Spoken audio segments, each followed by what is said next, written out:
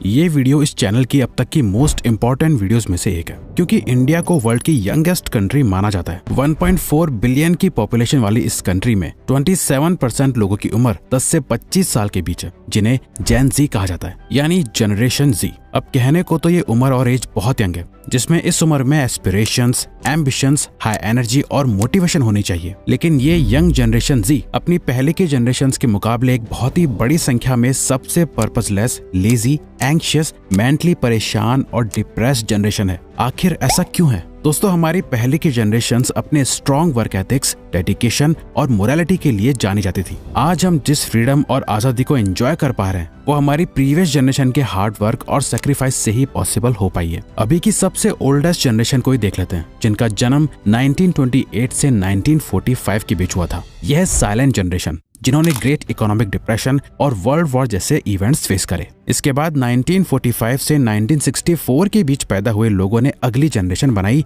The baby boomer generation, जिन्होंने कई civil right movements और इंडिपेंडेंट मूवमेंट्स में पार्ट लेके अपनी फ्रीडम, आइडेंटिटी और फ्री विल के लिए बहुत लड़ा और दुनिया में अपनी जगह बनाई। इसके बाद आती है जनरेशन एक्स। 1965 से 1980 के बीच पैदा हुए इन लोगों ने इकोनॉमिक इनइक्वालिटी और एड्स जैसे एपिडेमिक को फेस करा, जिनके लिए लाइफ सिक्योरिटी एंड स्टेबिलिटी ही सब कुछ था। 1981 से 1996 के बीच पैदा हुए लोग जनरेशन वाई में आते हैं, जिन्हें आज मिलेनियल्स कहा जाता है। ये वो जनरेशन है जिसने अपनी प्रीवियस जनरेशंस के स्ट्रगल्स और सैक्रिफाइसेस से क्रिएट हुए एक नए वर्ल्ड में कदम रखा, जहां उन्हें कंपैरेटिवली एक अच्छी लिविंग और लाइफ स्टाइल मिली, जिसने इन्हें ज्यादा एम्बिशियस और रिस्क टेकर बनाया। इस जनरेशन ने अपने रिसोर्सेस को अच्छे से यूज करके आउट ऑफ द बॉक्स जाके कई ऐसे इन्वेंशंस करे, जिसने इस दुनिया को बहुत कम समय में बहुत ज्यादा बदल के रख दिया और बहुत कुछ दिया। और इसी टाइम आई जनरेशन जी। 1997 से 2012 के बीच पैदा हुए ये इन 13 से 26 साल के लोगों को आज जेन जी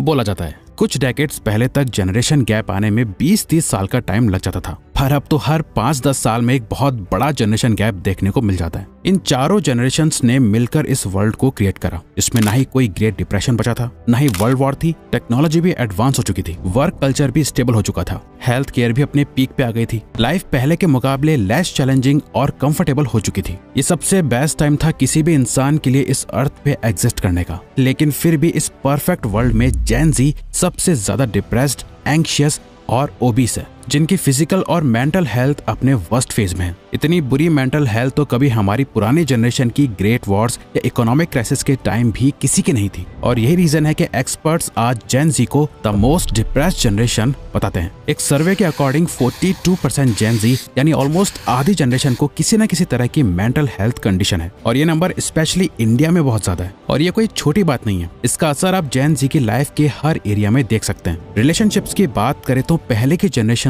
में दोस्ती करी नहीं जाती थी, दोस्त बन जाते थे, लेकिन आज ऐसा नहीं है। जेन जी के रिलेशनशिप्स बहुत ज्यादा स्पेसिफिक हैं, जिनके बीच कोई मीनिंग या इमोशंस कम, बल्कि एक नीड यानी जरूरत ज्यादा है। जरूरत किसी ऐसे इंसान की जो उनके साथ बात कर पाए, जरूरत किसी ऐसे इंसान की जो उनके साथ एंजॉय कर पाए। पढ़ाई में मदद करने के लिए एक अलग दोस्त, बाहर घूमने के लिए एक अलग दोस्त, सोशल मीडिया पर अलग दोस्त और पबजी या फ्री फायर के लिए अलग, या फिर एक भी दोस्त ना होना। जेन जी जिस टाइप की रिलेशनशिप्स बनाते हैं, उन्हें ट्रांजैक्शनल रिलेशनशिप कहा जाता है, जहां असल में एक रियल कनेक्शन नहीं बल्कि एक तरह की बिजनेस डील है। क्योंकि इनके रिलेशंस या फ्रेंडशिप्स तो होती हैं, लेकिन इतनी गहरी नहीं कि ये उन पे 100% ट्रस्ट कर पाए या वो इनके लिए हमेशा खड़े हों। अगर आप जेन जी की रोमांटिक रिलेशनशिप भी देख लो तो वो भी ट्रांजैक्शनल हो गई हैं। यही रीजन है, ये जनरेशन ट्रू लव और लॉन्ग टर्म कमिटमेंट में भी बिलीव नहीं रखती या रिस्पॉन्सिबिलिटी से डरती है। इनके लिए रोमांटिक रिलेशनशिप्स में सेक्स की वैल्यू तो है, लेकिन इमोशनल वैल्यू नहीं है। इस जनरेशन के बीच ना ही ऑनेस्टी है, ना ही लॉयल्टी, क्योंकि इन्हें अपनी रिलेशनशिप लूज करने का कोई डर नहीं है। अगर कोई चला गया तो कोई और ही सही, वरना अकेले रहना इनका कंफर्ट जोन तो है ही। अपने काम, पढ़ाई या प्रोफेशन के साथ भी जेन जी का रिलेशनशिप काफी अलग है। बेबी बूमर्स की जनरेशन के टाइम देश की हालत कुछ अच्छी नहीं थी, लोगों को जो काम मिलता था वो कर लेते थे। जेन एक्स तक आते आते लोग फाइनेंशियल स्टेबिलिटी की तरफ भागने लगे। अब उस टाइम प्राइवेट सेक्टर इतना कुछ खास था नहीं, लोग बिजनेस करने से डरते थे, उन्हें बस गवर्नमेंट जॉब में ही अपना फ्यूचर सिक्योर नजर आता था। जेन वाई यानी मिलेनियल के टाइम प्राइवेट सेक्टर बहुत तेजी से पॉपुलर होने लगा। बड़ी बड़ी एमएनसीज इंडिया में आई, लोगों को अच्छी सैलरी और लॉन्ग टर्म स्टेबिलिटी मिलने लगी, तो लोग प्राइवेट सेक्टर की ओर ज्यादा जाने लगे। बट जेन जी के टाइम टेक्नोलॉजी इतनी तेजी से एडवांस हुई, एआई, और इंडस्ट्रियल ऑटोमेशन ने जॉब्स को बहुत हद तक चेंज कर दिया था, जिसकी वजह से जेन जी को अपना करियर काफी अनसर्टेन लगने लगा है। ना जेन जी के लिए गवर्नमेंट जॉब्स ज्यादा सेंस बनाती है, ना ही प्रोफेशनल करियर। इसीलिए जेन जी सिक्योर जॉब से हटके अपने ट्रेंड में पैशन को फॉलो करना ज्यादा प्रेफर करते हैं और ज्यादातर जेन जी अनकन्वेंशनल करियर ऑप्शन चूज कर रहे हैं। यही रीजन है कि इस जनरेशन में स्टार्टअप्स की एक्सपोनेंशियल ग्रोथ देखी गई है। अडोब की रिसर्च के according 64% of Gen Z population अगले 3 सालों में अपना बिजनेस स्टार्ट करने का प्लान कर रहे हैं। और सिर्फ स्टार्टअप्स ही नहीं, पेंडेमिक के बाद से इंडिया की गिग इकोनॉमी भी बहुत तेजी से बढ़ रही है, जहाँ ज्यादातर यंगस्टर्स फुल टाइम फ्रीलांसिंग को अपना करियर बना रहे हैं। यही रीजन है सिग्ना इंटरनेशनल हेल्थ 2023 सर्वे के अकॉर्डिंग 91% जेन जी के एंग्शियस और डिप्रेस्ड रहने के पीछे के टॉप 5 रीजंस में करियर और फाइनेंस टॉप पे हैं। क्योंकि असल में बिजनेस करना सुनने में कूल तो बहुत लगता है, लेकिन जो हार्ड वर्क और प्रेशर बिजनेसेस मांगते हैं वो जेन जी हैंडल नहीं कर पा रहे हैं। सोशल मीडिया में इजी मनी देख के पहले की जनरेशन जिस हार्ड वर्क और डेडिकेशन के साथ काम करती थी, जेन जी हर जगह बस शॉर्टकट की तलाश कर रहे हैं और अपने काम को उस ऑनेस्टी और लॉयल्टी यानी ईमानदारी के साथ नहीं करते जैसे पहले की जनरेशन करा करती थी, जिस वजह से कई कंपनीज चिंता में है। डिलॉयट के एक सर्वे के अकॉर्डिंग 42% जेन जी ने खुद ये माना है कि वो अपनी जॉब में अपना बेस्ट नहीं दे पा रहे हैं। जेन जी एम्प्लॉयज प्रोडक्टिव होना ही नहीं चाहते। कई जेन जी को आज के टाइम पर बेसिक प्रोफेशनल स्किल्स भी नहीं आती हैं, जैसे प्रोफेशनली कैसे बात करी जाती है, वर्क स्पेस के एथिक्स क्या होने चाहिए और ईमेल लिखने जैसी बेसिक प्रोफेशनल स्किल भी जेन जी को नहीं आती। उन्हें ना ही ये बेसिक काम और स्किल्स आती हैं और ना ही वो सीखना चाहते हैं। इनकी यही रिस्क टेकिंग एबिलिटी इनके पैसों के पर्सपेक्टिव को भी चेंज कर रही है। पहले की जनरेशन सेफ इन्वेस्टमेंट्स में बिलीव करती थी, जैसे कमोडिटीज, गोल्ड एंड सिल्वर या एफडी में इन्वेस्ट करना, लेकिन आजकल आप देखोगे Gen Z high risk stocks, crypto, NFT, fantasy gaming जैसी हाई रिस्क चीजों में बहुत हैवीली इन्वेस्ट कर रहे हैं बिना पहले फाइनेंशियल बेस बिल्ड करे, जिसके पीछे का रीजन बड़ा सिंपल है। जेन जी को कम से कम टाइम में और ना के बराबर मेहनत करके ज्यादा से ज्यादा पैसे चाहिए। तभी आप नोटिस करोगे कि इंडिया में गेमिंग और बैटिंग एप्स बहुत तेजी से ग्रो कर रही हैं। इसी कंफर्ट और इजी लाइफ को चेज करने की वजह से जेन जी एक सेडेंट्री लाइफस्टाइल को जी रहे हैं। ना ही प्रॉपर मेहनत है, ना ही डाइट, ना ही एक्सरसाइज और 6 से 8 घंटे तक का स्क्रीन ऑन टाइम की वजह से ना ही प्रॉपर स्लीप मिल पा रही है। इस एक्सट्रीम अनहेल्दी लाइफस्टाइल की वजह से जेन जी ऑलरेडी वो सभी हेल्थ इश्यूज फेस कर रहे हैं जो जनरली ओल्ड एज लोगों में देखे जाते हैं।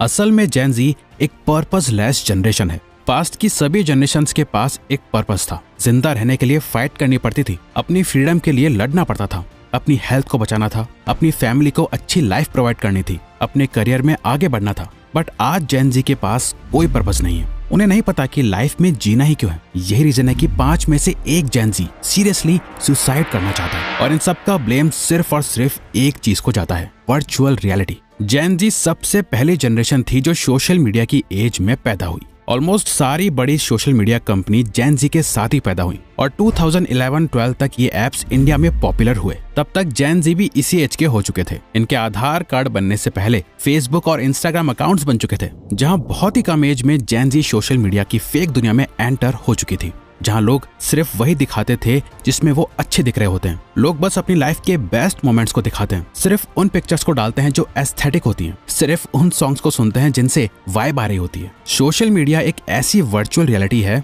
जहां सब कुछ सिर्फ और सिर्फ अच्छा है, जिस वजह से जेन जी को रियल लाइफ एकदम रॉ, अजीब और अगली लगने लगती है। सस्ते और तेज इंटरनेट की वजह से सोशल मीडिया के साथ साथ वीडियो गेम्स का क्रेज भी इसी बीच शुरू हो गया था और ये पॉपुलैरिटी पबजी और फ्री फायर की वजह से आज भी अपने पीक पे है। बेसिकली जेन जी का स्क्रीन ऑन टाइम इतना ज्यादा है कि वो अपना टाइम आउटडोर एक्टिविटीज और स्पोर्ट्स में देने के बजाय एक स्क्रीन के वर्चुअल और सेंसर्ड वर्ल्ड में बिताना ज्यादा पसंद करते हैं। इसका इफेक्ट उनकी फिजिकल और मेंटल हेल्थ पे साफ साफ दिखता है और इन सब का सोल्यूशन इसी कोर प्रॉब्लम में छुपा है। जेन जी को अपना पर्पस ढूंढना पड़ेगा। उन्हें इस स्क्रीन की दुनिया, इस फेक वर्ल्ड से बाहर आके इस रियलिटी में कुछ टाइम अकेले रहना पड़ेगा, चाहे ये रियलिटी कितनी ही बोरिंग, बेकार या मीनिंगलेस ही क्यों ना लगे। अपने आप को ऑब्जर्व करना पड़ेगा। लाइफ में क्या एक्चुअल में इम्पोर्टेंट है और क्या इम्पोर्टेंट लगता है, इनके बीच के फर्क को जानना होगा। इमेजिनरी और फेक ख्यालों से बाहर निकल के रियल लाइफ में एक मीनिंग, एम या पर्पस ढूंढना होगा।